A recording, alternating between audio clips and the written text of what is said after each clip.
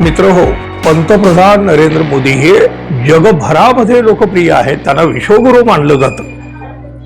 अर्थात अंधभक्तांनी फुगवलेला हा फुगा आहे, मोठा फुगा आहे असं सुद्धा म्हटलं जातं. पंतप्रधान मोदी यांची लोकप्रियता आज सुद्धा जगभर तशाच पद्धतीनं तेवढीच टिकून आहे का हो? आणि याच विषयावर शिवसेनेचं मुखपत्र असलेल्या सामनानं एक अग्रलेख लिहिलेला आहे आणि अंधभक्तांची अक्षरशः दाणादाण उडवून दिलेली आहे. सामनानं आजच्या या अग्रलेखामध्ये काय म्हटलंय बघा. पंतप्रधान मोदी यांच्या अंधभक्तगणासाठी एक बॅड न्यूज आहे. टाइम मॅगझिननं 2026 सालातील जागतिक प्रभावशाली लोकांची यादी जाहीर केली. त्यामध्ये पंतप्रधान मोदींचं नाव कुठंही दिसत नाही.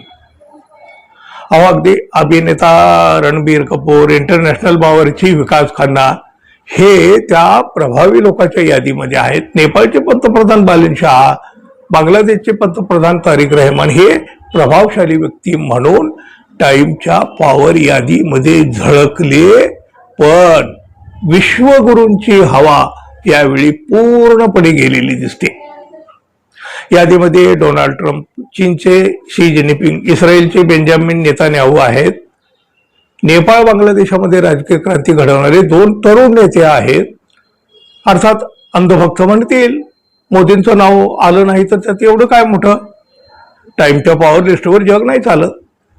त्यांचं हे म्हणणंही खरंच आहे. पण याआधी मोदींनी 2014 ते 2021 पर्यंत 5 वेळा या टाइम 100 मध्ये जगातील प्रभावशाली नेते म्हणून स्थान मिळवलेलं होतं. तेव्हा अंधभक्त महामंडळाने भारतात विश्वगुरूंचा उत्सव साजरा केलेला होता. त्यामुळे नेपाळ बांगलादेशच्या पंतप्रधाना इतकीही पत मोदींची यावेळी राहिली नाही की काय असा प्रश्न पडू शकतो. 24 तासापूर्वीच ट्रम्प यांनी मोदींना फोन करून चर्चा केल्याची माहिती स्वतः मोदी यांनीच दिलेली आहे. पण पुढच्याच 12 तासामध्ये भारताला रशियाकडून तेल खरेदी बंद करावी असं फरमान अमेरिकेतून सुटलं आणि भारतानं ते मान्य केलं. हे काही क्रांतिकारी नेतृत्वाचं लक्षण नाही. एक काळ असा होता की टाइम मॅगझिनचे कव्हर त्यांच्या नावानं सजायचं. तेव्हा ट्रम्प, पुतीन यांच्यापेक्षा आपलीच पॉवर जास्त अशा थाटात मोदी जगभ्रमणाला निघत. आता मोदी 100 प्रभावशाली लोकांमध्ये नसतील याचा अर्थ ते जागतिक राजकारणामध्ये कमजोर ठरत आहेत. त्याच्या ढासळलेल्या भूमिकाचं हे प्रतिबिंब आहे. भारताची अर्थव्यवस्था कोसळून 6व्या क्रमांकावर गेली. रुपया डॉलरच्या तुलनेत 94-95 पर्यंत पडला. मोदींची विदेश नीती केवळ फोटो, सोशल मीडिया आणि सभातील भाषणापुरती उरली. इराण, इस्रायल, अमेरिकेच्या युद्धामध्ये कंगाल पाकिस्तानला भलतेच महत्व मिळाले. पाकिस्तानचे लष्कर प्रमुख फील्ड मार्शल मुनीर शांती चर्चेसाठी तेहरानला उतरले. इस्लामाबादेत शांती वार्ता झाली.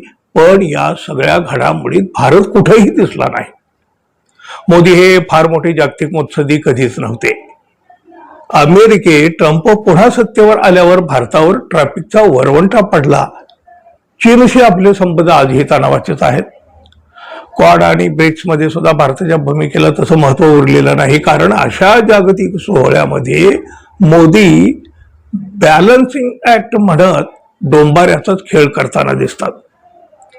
कोणतीही भूमिका घेत नाही. ते एखाद्या व्यापाऱ्यासारखं वागतात आणि भारतातील आपल्या उद्योगपती मित्रांना जागतिक मंचावर फायदा मिळेल एवढंच पाहतात.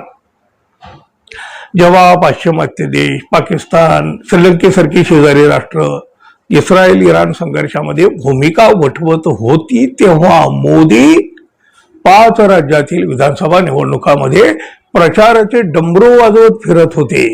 सबका साथ, सबका विकास ही मोदींची थिअरी जागतिक राजकारणामध्ये फेल ठरली. टाइम 100 सारख्या यादीतून मोदी गायब होणं हा योगायोग नाही. जग आता मोदींना भाव देत नाही. मोदीकडे कोणतंही व्हिजन नाही. देशांतर्गत राजकारणामध्ये अनेक चालबाज्या करून सत्तेला चिकटलेले नेते म्हणून त्यांच्याकडे पाहिलं जातं. मोदी यांच्या काळात देश धर्मांधता आणि कट्टरवादाकडे झुकला. लोकशाही संस्थांचं पतन झालं. त्यांच्या हिंदुत्वाच्या ढोंगी अजेंडा मानवी हक्कास मारक असल्याची चर्चा जगभरात आहे. पत्रकारिता आणि न्यायालयावर दबाव आहे. अल्पसंख्याक दहशतीखाली आहेत. हे सगळं पाश्चिमात्य मीडियामध्ये आणि थिंक टँक्समध्ये भारताला इलेक्ट्रॉनिक ऑटोक्रेसी म्हणून रंगवतात.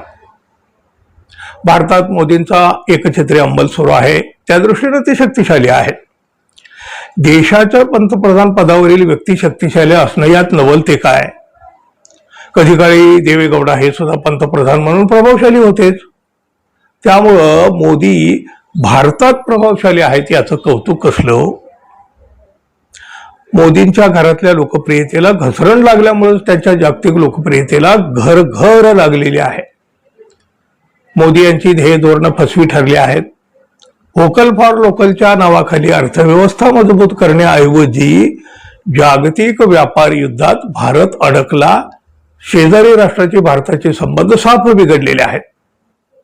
अर्थव्यवस्था, बेरोजगारी, महागाई हे विषय देशामध्ये पेटलेले आहेत.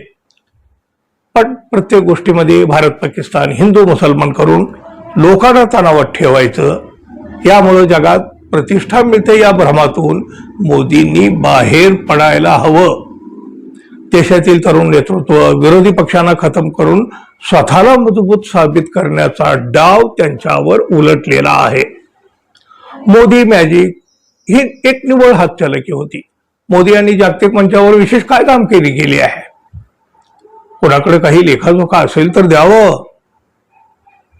टाइम 100 मधून भारताच्या पंतप्रधानांनी गायब होणं ही मोदींच्या पतनाची सुरुवात आहे. जगाला जे कळलं ते देशाला कधी कळणार, असा सवाल सुद्धा सामनाच्या अग्रलेखातून विचारलेला आहे. मित्रो, आजचा सामनामधला हा अग्रलेख तुम्हाला कसा वाटला जरूर सांगा. धन्यवाद. पुन्हा भेटू. नमस्कार.